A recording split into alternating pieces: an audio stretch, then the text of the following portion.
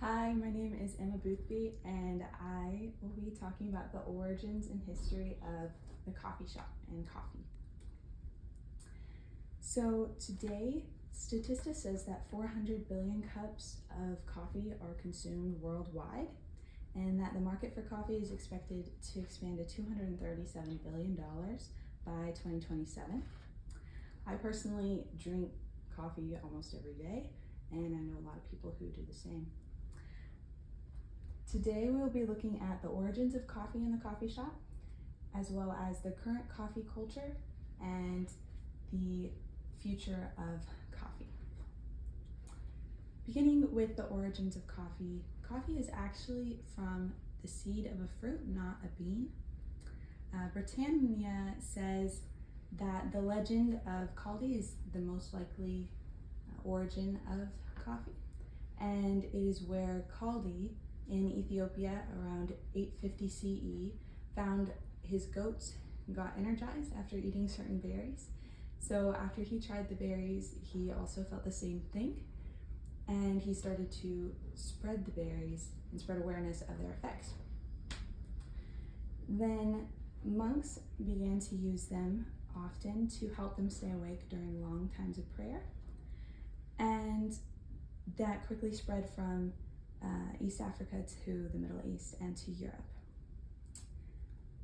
The first coffee house was opened in Venice in 1645, and in England, coffee houses were called penny universities because people would go there for the coffee, but also for debate, and they were for people who were higher in society.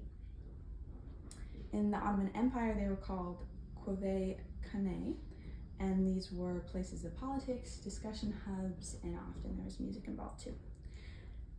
As coffee spread globally, it has affected the coffee that we know now today. We are now in what they call the third wave of coffee, and it is where most people view coffee not just for its benefits, but also as its artisanal qualities, such as its flavor profile, its quality, and unique flavors. And we also see different forms of coffee in different parts of the world. So some examples are in Ethiopia, where they have a Buna ceremony, and that is a social and communal event.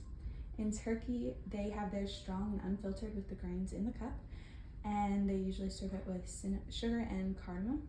In Italy, which is where espresso was created, that is still very much part of the culture, and it's used in most of their coffee drinks. And in Brazil, they have cafezinho, and Brazil is also one of the largest producers of coffee today. Some trends we see, especially here in the US, are the growth of cold coffee, such as iced coffee, cold brew, nitro cold brew, as well as ready-to-drink bottled and canned coffees. Now, where we are today is leading us into the future of coffee. So, GourmetPro.com says that millennials and Gen Z make up 52% of the population now, and that the majority of those drink coffee in higher amounts than the generations before. And that influences how we view coffee.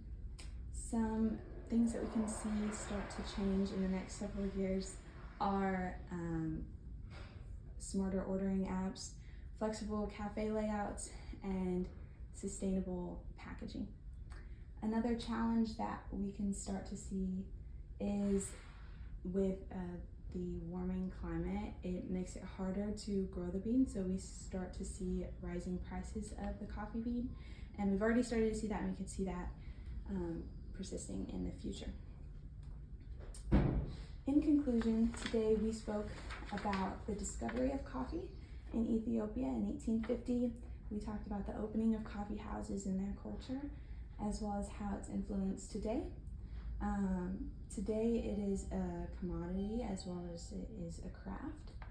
And the future of coffee shops will be shaped by innovation and sustainability, and it will be taste of the next generation. Thank you.